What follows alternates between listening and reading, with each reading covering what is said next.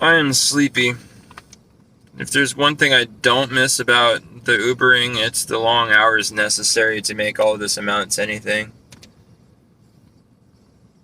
The money doesn't necessarily have to be terrible, but sometimes turns out to be that way.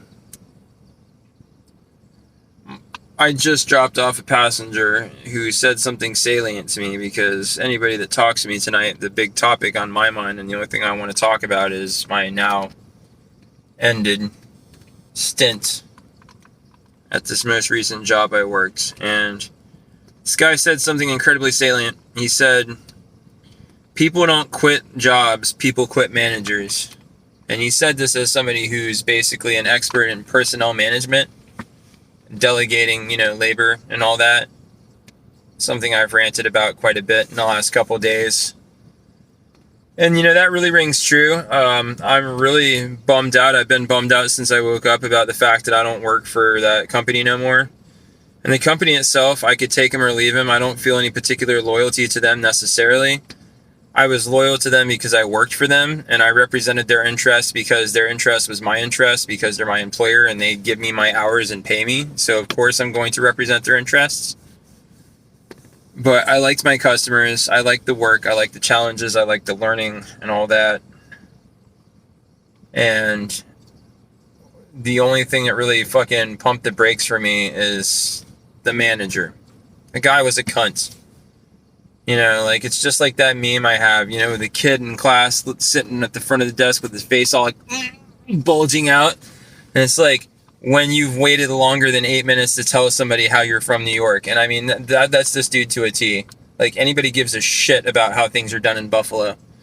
Most of the people that work at the place you are now managing will never go to Buffalo, have never been within 100 miles of Buffalo, and don't give a shit about Buffalo.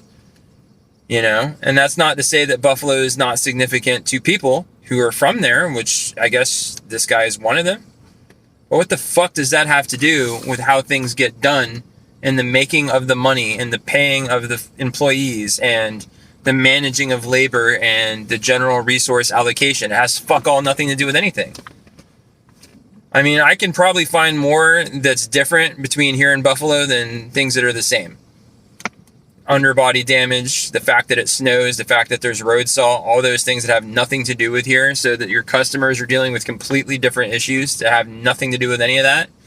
The different attitudes between Commonwealth Yankees and their ass ache fucking overtaxed existence and overly dense stuffed urban sprawl as compared to a more kind of small town or even suburban or rural mentality. Like, the whole thing is just like, there is no comparison, and we don't give a shit how things played out 2 years ago, because guess what? It's not 2 years ago, it's in the present.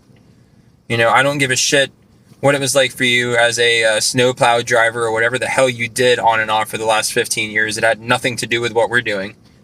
All right, I can sit here and rattle off about 2 decades worth of things I did for work that have nothing to do with that job.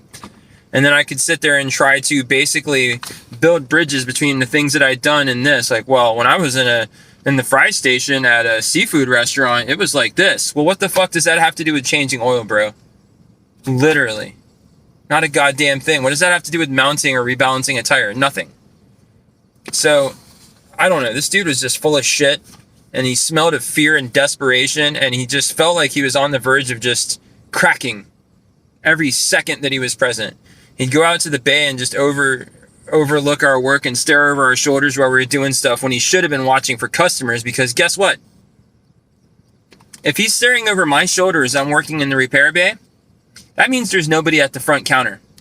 Somebody's going to take one look inside the lobby, see nobody behind the desk, and say they must not be open or they're undermanned and I'm not going to get my shit repaired today. And they're going to walk away and they're going to go next door to this other place that's literally like a block away from us, or they're going to call Firestone or one of our competitors. It's going to happen. All because this dude can't contain his nervous energy and can't bottle up his insecurity long enough to just do his fucking job and keep his head. They'd put me in charge there Sunday. No manager in house, just me and like 1 or 2 repair techs, or just general techs rather, the guys that do tires and oil changes. They don't mess with brakes. They don't do anything mechanical. Just like tires and oil changes and alignments. That's all we pretty much do on Sundays. I wouldn't leave my post to go mess with them and harass them. I would just send them out the tickets. The work would get done. They would bring me back the tickets with the key and the packet. There'd be notes. Okay, it looks like they need brakes, so I'm going to recommend brakes. And then you can come back on Monday when our tech is in and he'll do your brakes for you. Easy peasy lemon squeezy. I mean, someone who has been there for 5 minutes without the years of experience in the mechanical industry, could manage that. But this idiot who has been a manager all of about 3 times in the last 15 years of his resume, for a total of about 5 or 6 years of that, tenuously at best, managing, I don't know, something. I guess managing not to jizz his pants while he's staring at some lady's ass while he's snow plowing a road, maybe? I don't know, like if he can even manage anything. I don't even know if he can manage his own diet or manage to remember to fucking drink water for lunch. Dude's incompetent, and then he wants to, talk about my attitude. You haven't even learned about attitudes. You think you know bad attitudes? I was raised by bad attitudes, molded by it. But seriously, like, you haven't seen shit, bro. And the thing is I don't need to teach you nothing because I'm fucking new. If I'm correcting the manager, somebody has fucked up along the line. And that's not good. And I've probably harped on all this before. I'm pretty sure I've said these words on camera already. I don't even know. It's sticking with me that it was the right decision to get the fuck out. I miss my job, and I would happily go right back to work there, and I would even take a $1 an hour pay cut to get my job back. As long as it was for some other manager than this fucking dipshit. I won't fucking throw a paper towel in the trash for this asshole. And I hope to fucking God that the fact that I quit and they can't get anybody to replace me anytime soon that's fucking willing to take a key and have the responsibility for opening and closing means that he won't have another day off for fucking the next 3 months. I hope he works fucking 7 days a week for the next 3 months and fucking suffers for it. Because that store is not going to close for him more than once.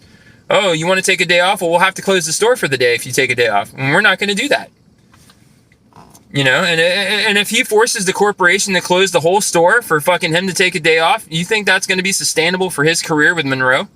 Monroe doesn't give a shit about anybody but Monroe. Monroe doesn't care about the customers insofar that, like, once they pay and they're happy with the work that was done to their car, they stop fucking existing in the eyes of Monroe. Monroe doesn't give a shit about anybody but Monroe. And that's not necessarily unusual. And I wouldn't even categorize it as wrong. They're a corporation. They exist to generate revenue for their shareholders, in turn, profits. So it's not unusual for that attitude to exist with them. But what you have to understand is, as an end employee or even a store manager, who is basically just an overblown end employee, you are not so indispensable that they won't fucking throw you away. They will close that fucking location down, completely permanently close the store, transfer any employees there that they think is worth a damn, and fucking send everybody else packing, and fucking auction off all those tools and fucking call it a day. They'll fucking end that store before they'll let that fucking piece of shit Yankee have his way. All because he didn't like it when somebody that came along 5 minutes ago recognized management errors. And I hope to God it fucking gives him fucking asshole tumors and fucking ulcers. I hope this whole fucking attitude of his fucking is his ass ache downfall. Because he fucking made me walk off a job I actually liked because I wasn't going to tolerate his fucking Yankee faggotry. And I'd make the same decision fucking 50 times straight without any variations on the theme. I'm sorry, buddy, it's 2022. Maybe you should have told your childhood friend that you wanted to fucking marry him. Maybe you should have got a prescription of Viagra. Maybe you should have got a fucking penis enlargement surgery. Whatever the fuck it is that's fucking stuck in your craw and turned you into a little fucking prick. Get over yourself, bro. I don't care about your baby dick. I don't care about your feelings. And whatever fucking insecurities that fucking have you acting like a fucking high school bully, and then fucking basically you break into tears when I tell you to fucking shut the fuck up because I don't give a fuck and I'm not your kid and I'm not going to tolerate your attitude and you're not going to chastise this. You can chastise this dick and you don't like it and you fucking lose your cool. Pretty sure that's a you problem. And filling my schedule is also a you problem. And explaining to Monroe why a fucking hardworking employee who fucking climbed up the ranks in like a month and inside of 2.5 weeks had a key to the store and knew how to start the systems, do the end of day procedures and everything with no experience, Walked off the job, that's a you problem. Just desserts, Coxstain. I've not made all that much money today, but I've made every bit that I would have made working at the shop, and I've been sitting in my car listening to music and checking my FetLife profile and just kind of dicking off. I stopped and had a drink, and I'm feeling a little bit better about my decision now that I'm kind of on my own schedule, and I'm going to put in longer hours than I'm used to at that shop. But you know what? I'm in air conditioning the whole time. My air conditioner still works. How you doing, buddy? I'm in a comfortable ass car that's clean as shit. I'm clean. No body odor. Look at how clean my fingernails are. You didn't fuck me. You fucked yourself, Steve. And I hope you keep fucking yourself until you have a prolapsed fucking asshole. I fucking hate Yankees.